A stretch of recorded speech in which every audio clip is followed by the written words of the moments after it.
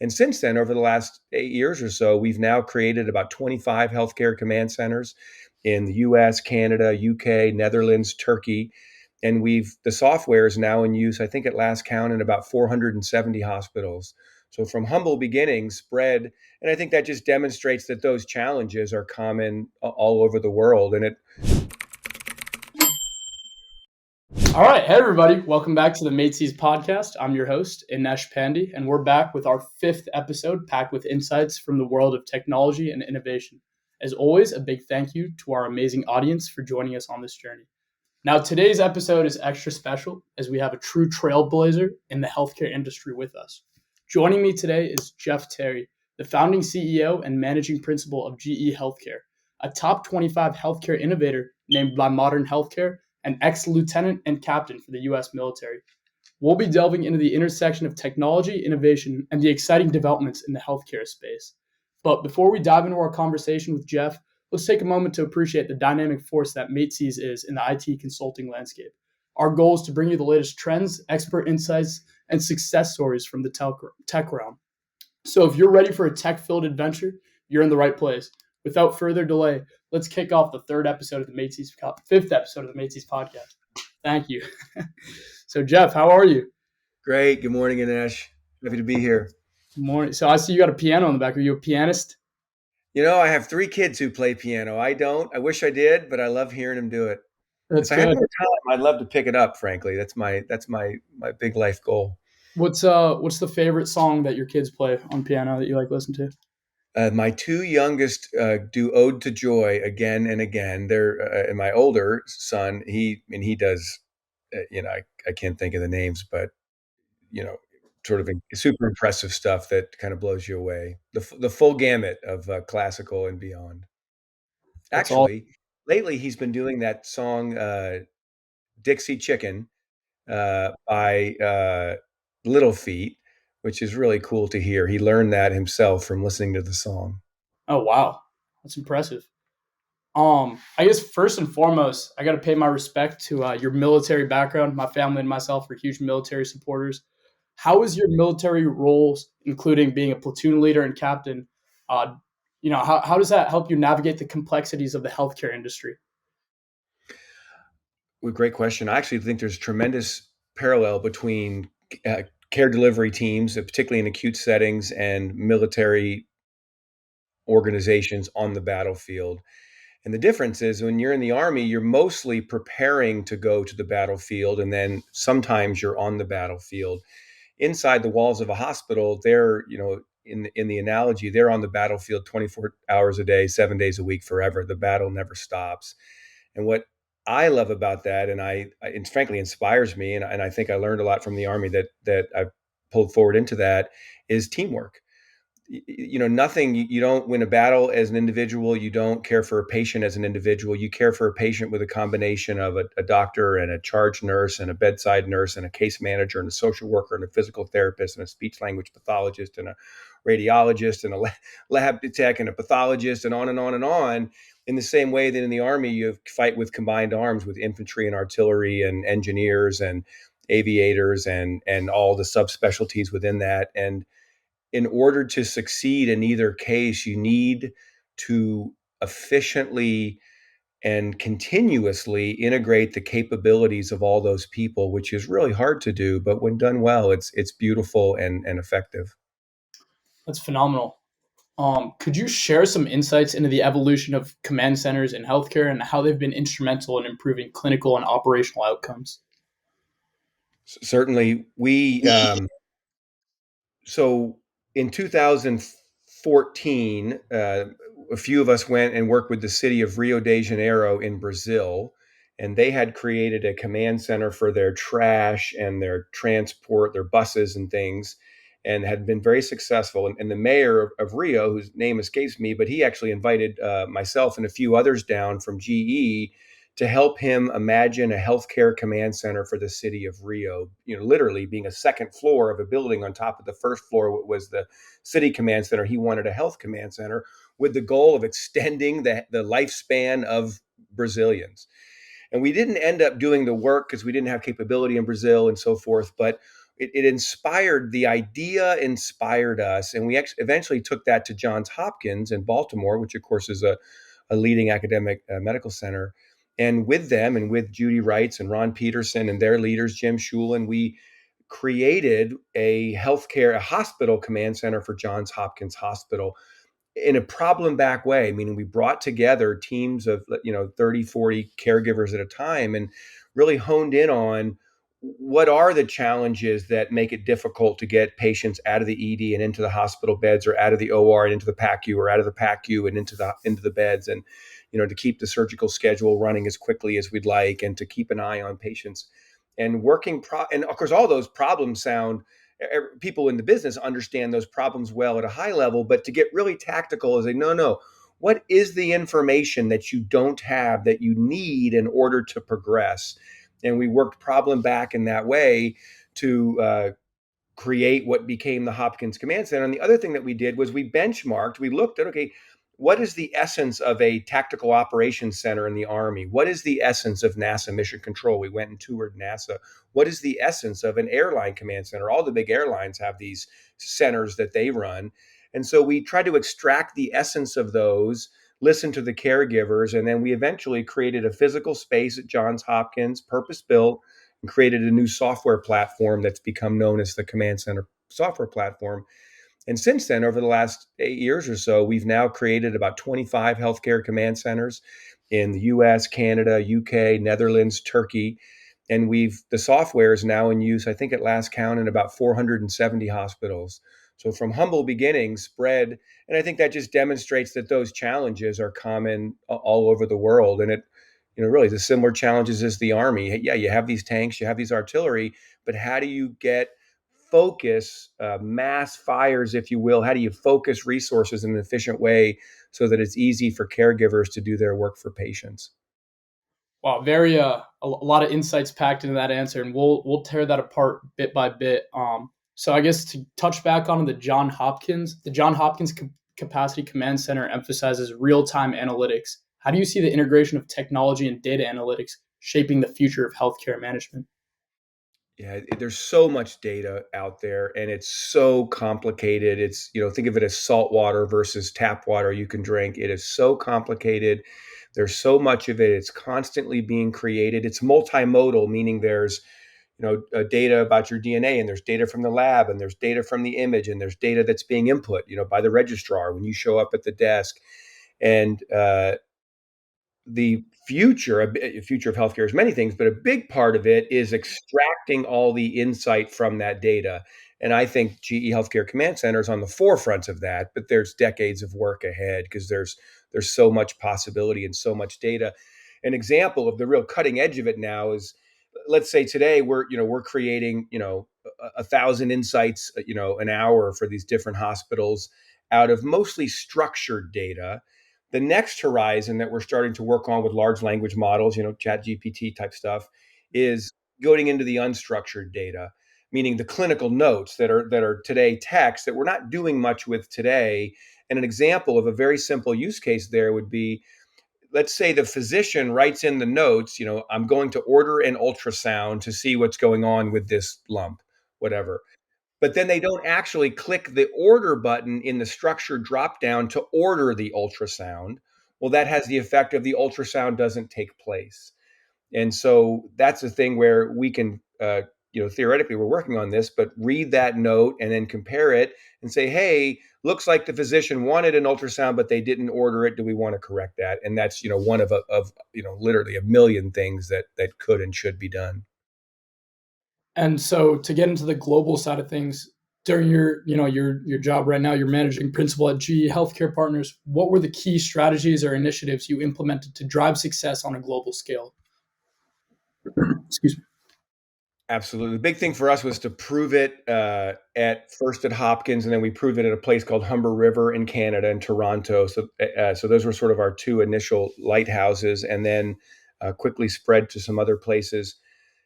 I do think that there's more similarity in healthcare systems between countries than there is dissimilarity. And there's dissimilarity in payment systems, if you will, but in the inside the walls of the hospital, the activity of the care teams is very, very similar.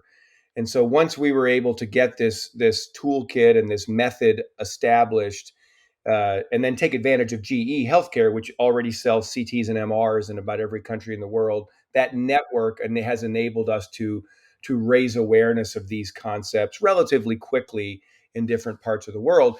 And of course, everywhere in the world, every health system, however it's funded, however it's organized, is struggling with, we got more patients in the ED than we can care for.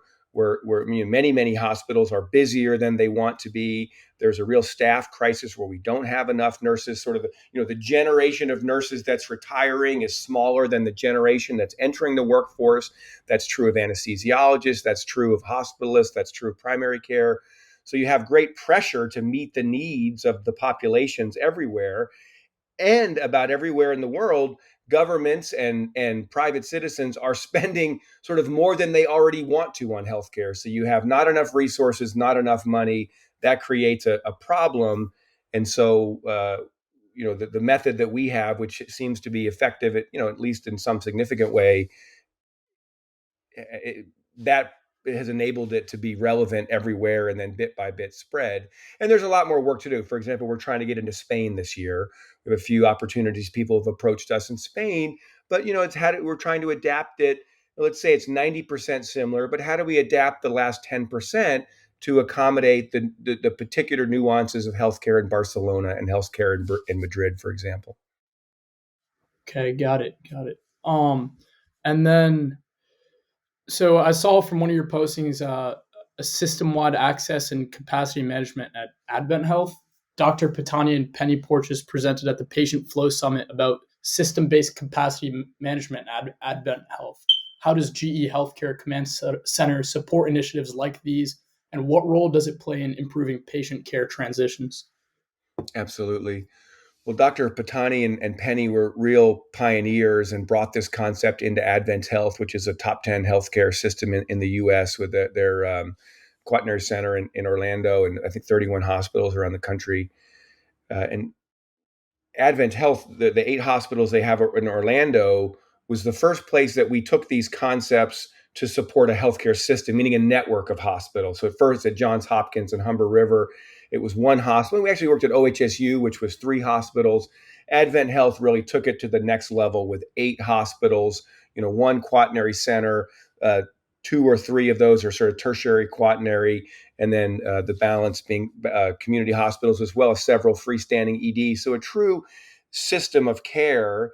And with them, we expanded the toolkit and the methods to do a couple things. To first use simulation to help them think about what services do we want to organize at each of the hospitals, and different steps in the different services at different hospitals, and then to create a mission control, which at the time was the largest mission control, 12,000 square feet, 60-ish staff in there, supporting 8 hospitals to preserve capacity at the quaternary center for who needs to be there, and then use the shoulders of the system to make the best use of all the capacity. Because what happens in a lot of places, everywhere, frankly, the natural tendency is all the patients push towards the biggest building.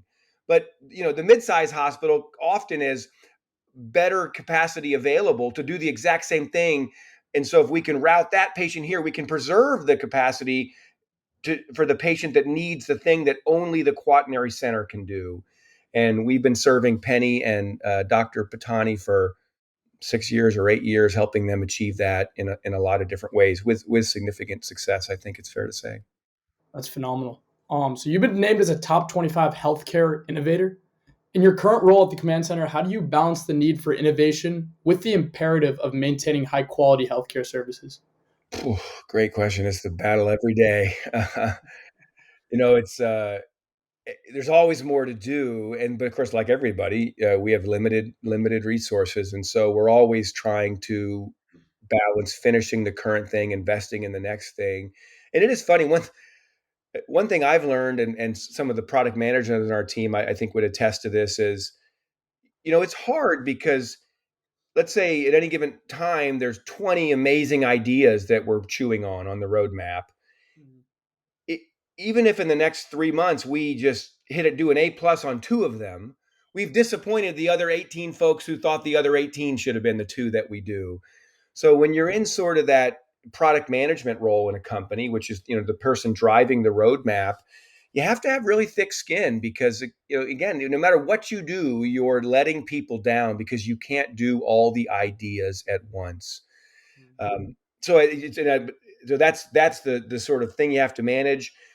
The exciting thing is that in the opportunity is to keep scanning the horizon, to always be scanning the horizon, spending time at the elbow with caregivers, listening to different inputs to get ideas on the roadmap.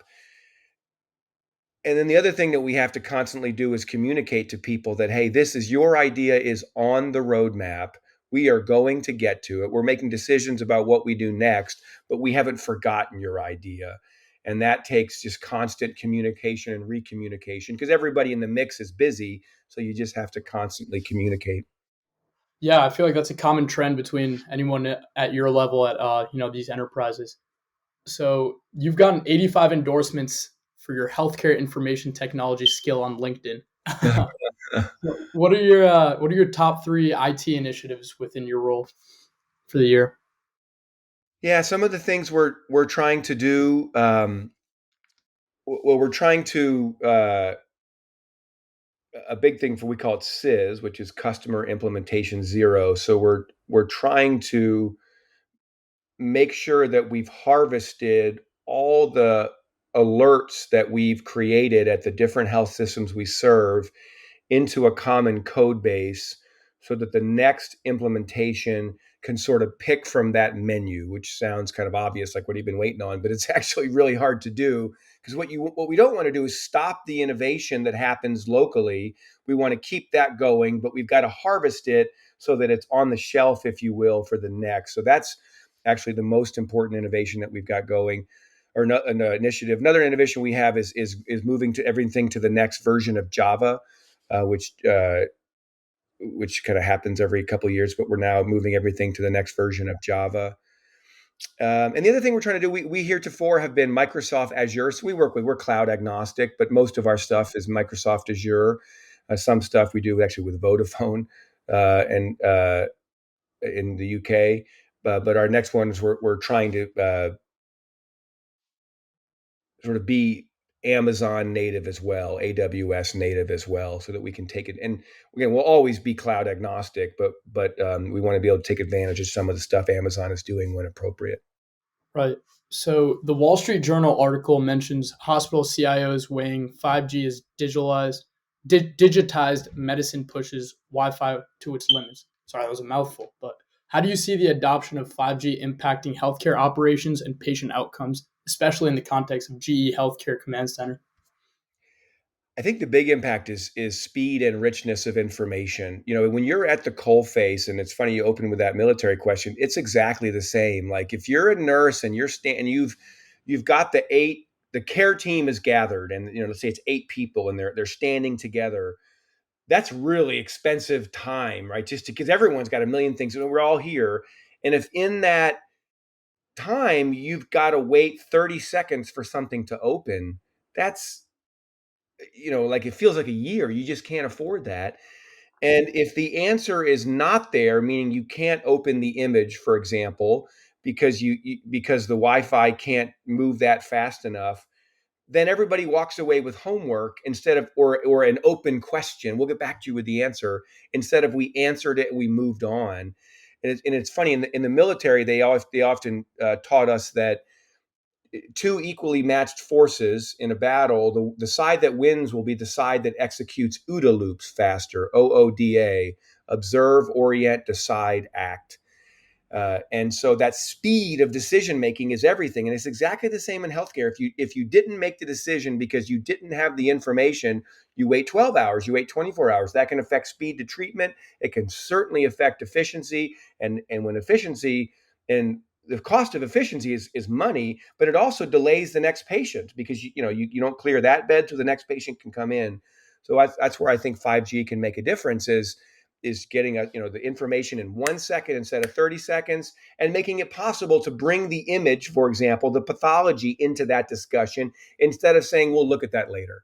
And that sounds trivial. It can be revolutionary in some cases.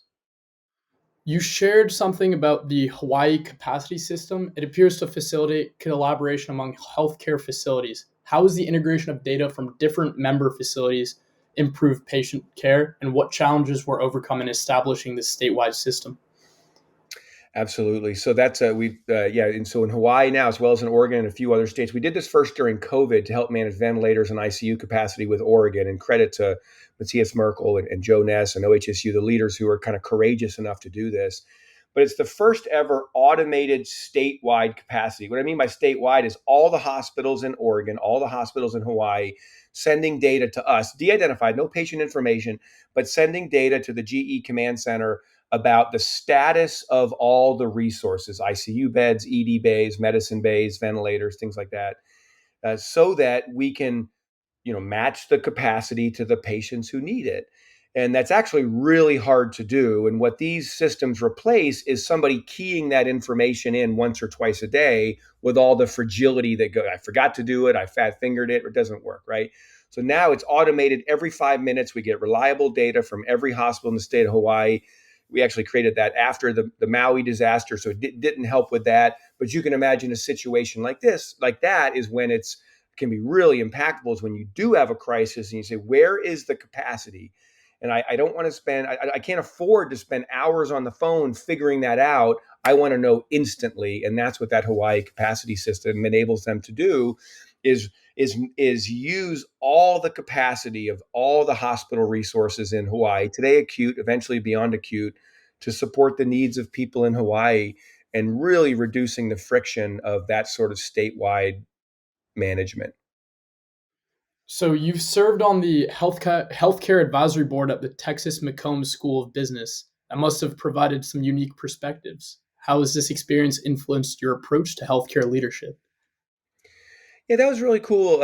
It was they were forming what became the Dell Medical School, and they wanted advice from people in industry about what they should be thinking about. And I was happy to do it. It was a great experience. That the thing that I really took from that is, because we were trying to think big and broad, we brought in a lot of international perspective.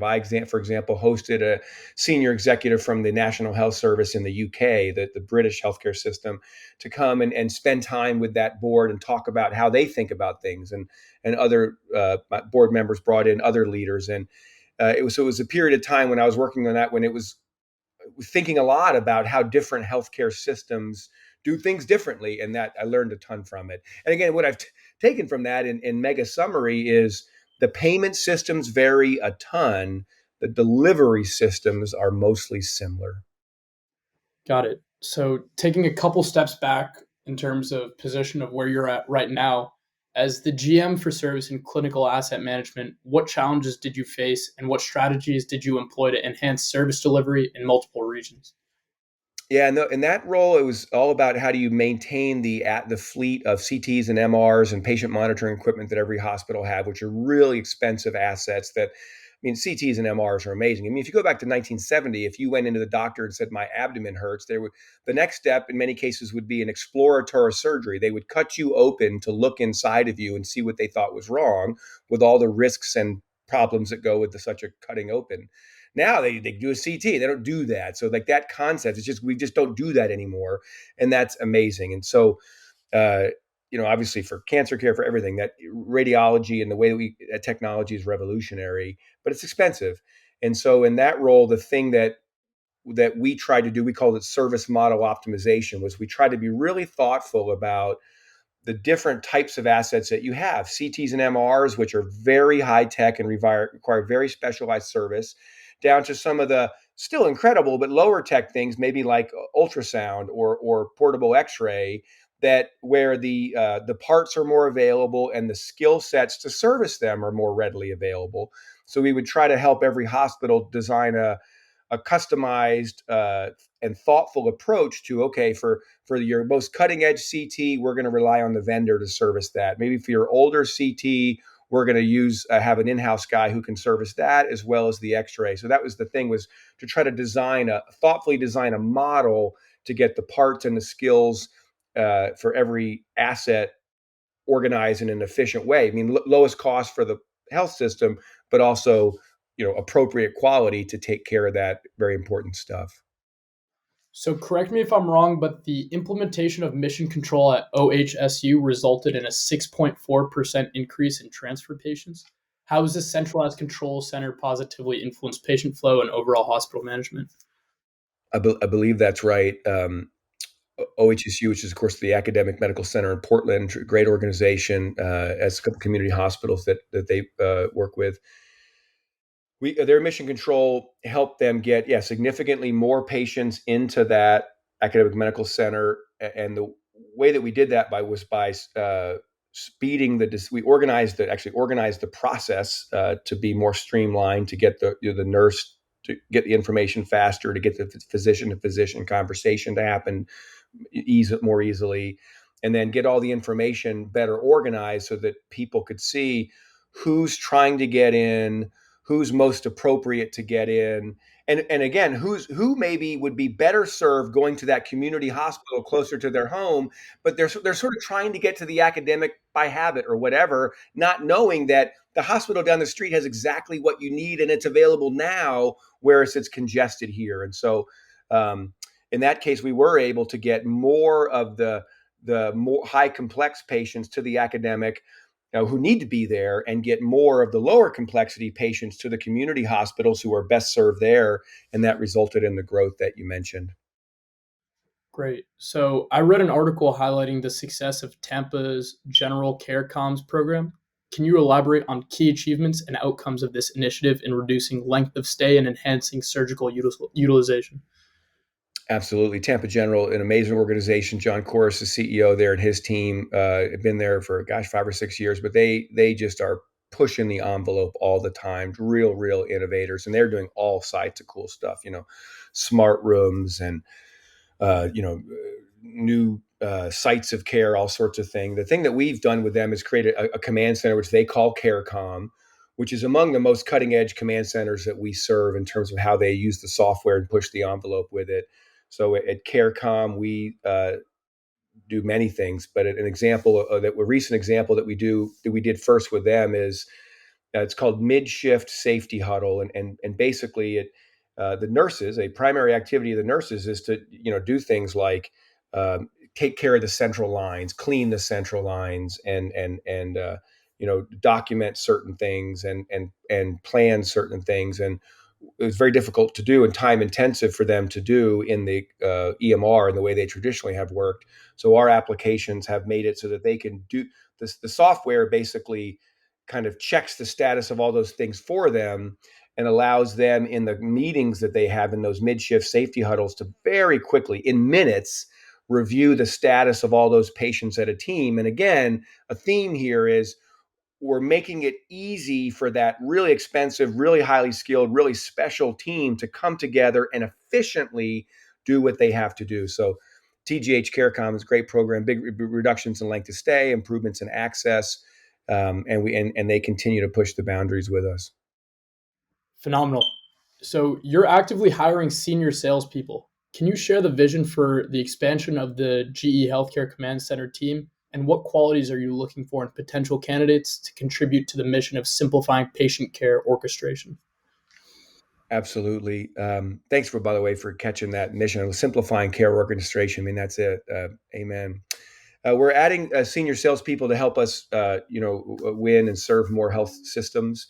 It's often been said that selling to health systems is really hard. That in most communities, I mean, outside the mega cities, in most communities and in most developed countries, the health system is the biggest thing in it. The biggest economic engine of it is the hospital. And so it's got its huge budget, its own politics, its own, many leaders, and so it takes a ton of work to get in front of the right people, to align the CEO and the CIO and the chief medical officer and the chief nursing officer and the VP, to get them to align on a problem and to prioritize it and to believe in us and understand what we can do. And so we're trying to add senior salespeople to help with that. The key sort of prerequisite that we're trying to find is people who have sold software to health systems before, and because they know how hard that is. I would note here something that I've learned over the last 10 years is selling software to a health system is different than selling a device to a health system. A lot of people say, hey, I've sold CT scanners to a lot of health systems, and I should be able to do this. And it seems like it would, but in practice, those skill sets haven't translated as well. It's just a different skill to sell software versus devices, and that's what we're looking for. The year in review from Epic mentions recognizing achievements at a community scale. How has GE Healthcare Command Center contributed to the outcomes mentioned in Epic's year in review, and what collaborations or achievements stand out to you? Yeah, I love Epic, admire Epic, also love and admire Oracle Cerner and Meditech and Allscripts. Our software sort of complements the EMR. We take a lot of data in real time from the EMR and from other systems like PACS and staffing and sometimes devices.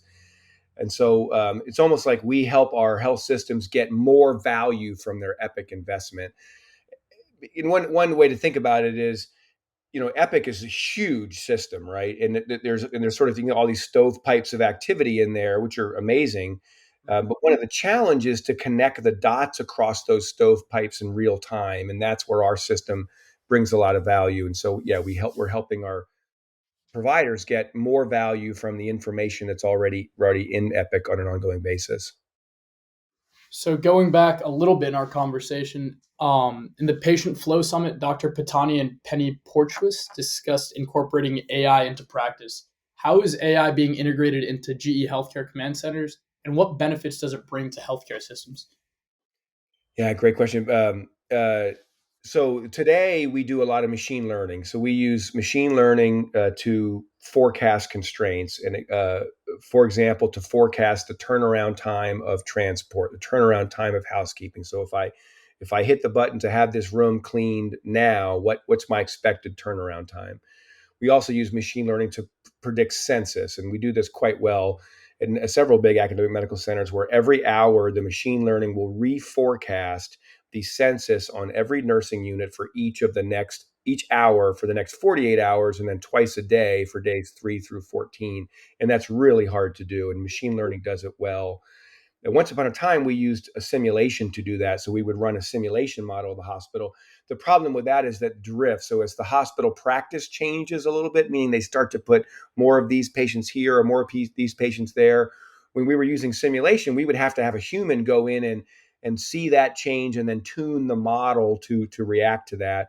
Whereas machine learning, every 24 or every 48 hours, it tunes itself. So it keeps up with those changes without a human having to do that.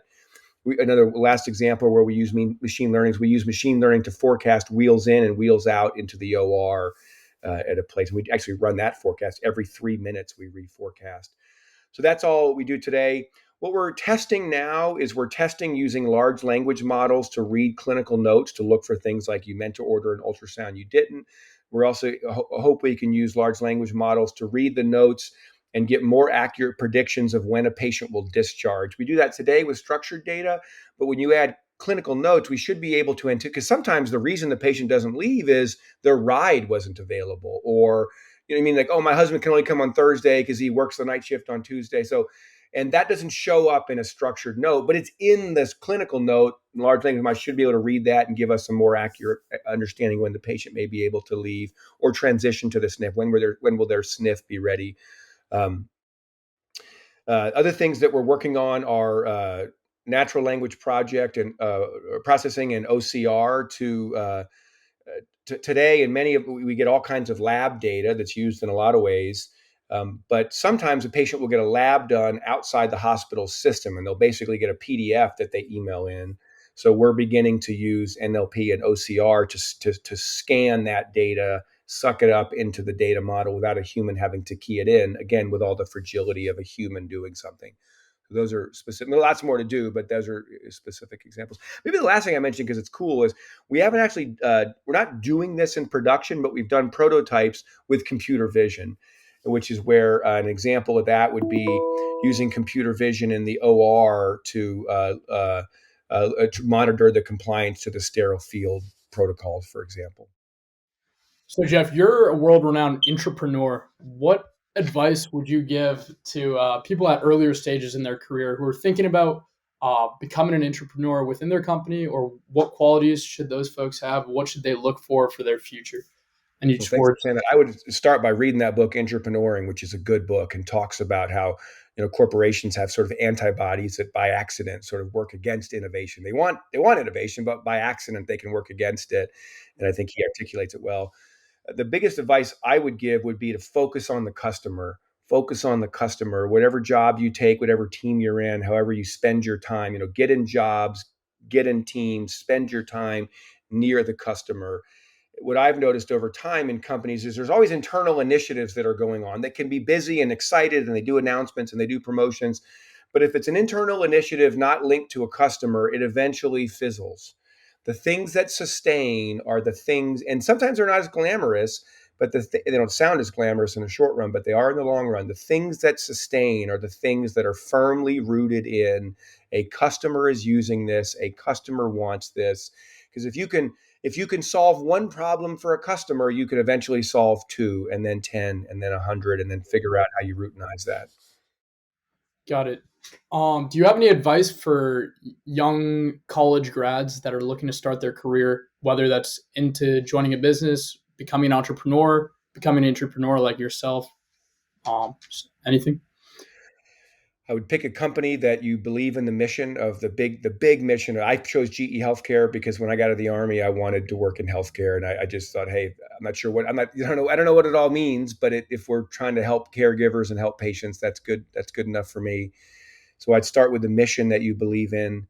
Um, I'd find a leader that you believe in, and then I would maybe the other big thing would be to be humble. Find a way to create value. I mean, all those movies. What's that movie with Will Smith and the Rubik's Cube? Right? It's the same deal. Like, it's if you show up and say, well, I got all these skills and I'm here to change the world. That's great, but I think it's more effective to show up and say, "Hey, I'm here. Oh, and you need coffee? Here's your coffee." And then now you're in the room. And then someone says, "Oh, we need to clean this whiteboard." Now I'm cleaning this whiteboard. Now, hey, can you? And then pretty soon people trust you, and you're in the mix. And then it becomes natural for you to create more and more value over time. So I find that the people who really get ahead are the word I think for that is alacrity. The people who really get ahead are the people, the young people who get ahead are the people who come in with alacrity and humility and hustle, because eventually they're indispensable. And then someone says, hey, we need someone to go to Rio de Janeiro and meet with the mayor, which isn't exactly how ours happened, but say, okay, oh, well, hey, you're trustworthy and we like you and we believe in you, you go. And so I don't have any of the skills necessary to do it. Yeah, but we trust you, we believe in you, we know you, and then everything else can follow. All right. Well, looking towards the future, what is your vision for the evolution of GE Healthcare? I know you touched on it a bit. And is there a specific call to action you would like to share with the audience, whether it's related to sustainable practice, technological advancements, or community engagement? I think the future for the command center business is in going broader in the health system. We do a lot today, but it tends to be acute centered in the hospital, if you will. And I think the future, in addition to bringing in more and more AI, for sure, but the future functionally is going more and more beyond the walls of hospital to imaging centers, surgery centers, SNFs, behavioral health. That's the tentacles going further and further. And my call to action, that certainly what motivates me, is to appreciate and to serve caregivers. I always think about that. If my mother has a heart attack, that's a dramatic incident for me. A traumatic moment that I'll never forget. But if you're a nurse in a hospital, every day people come in with heart attack. That's the business, and I live in endless appreciation and respect for the nurses and doctors and the work that they do. And I hope everybody does. I saw, yesterday or a couple of days ago, there was that terrible incident, that Super Bowl parade in Kansas City, and I happen to know the staff at Children's Mercy who cared for them, and all 9 of those children are going to make it because those great people were there in the moment with all the systems in place, ready to go, and I think we should just all be so thankful that they were. 100%. Well, Incredible insights today from Jeff, founding CEO of GE Healthcare. We've explored the dynamic intersection of technology, innovation, and healthcare. As we wrap up this episode, I encourage our listeners to reflect on the role each of us play in the future of healthcare, technology, and business. Jeff, I want to thank you for sharing your expertise, experiences, and the remarkable journey of GE Healthcare. To our listeners, stay tuned for more exciting conversations on the Maitsys podcast. Remember, the future is great, and each one of us has a role to play in driving positive change. Until next time, this is Inesh Pandi signing off. Keep innovating, exploring, and keep making a difference. Thank you.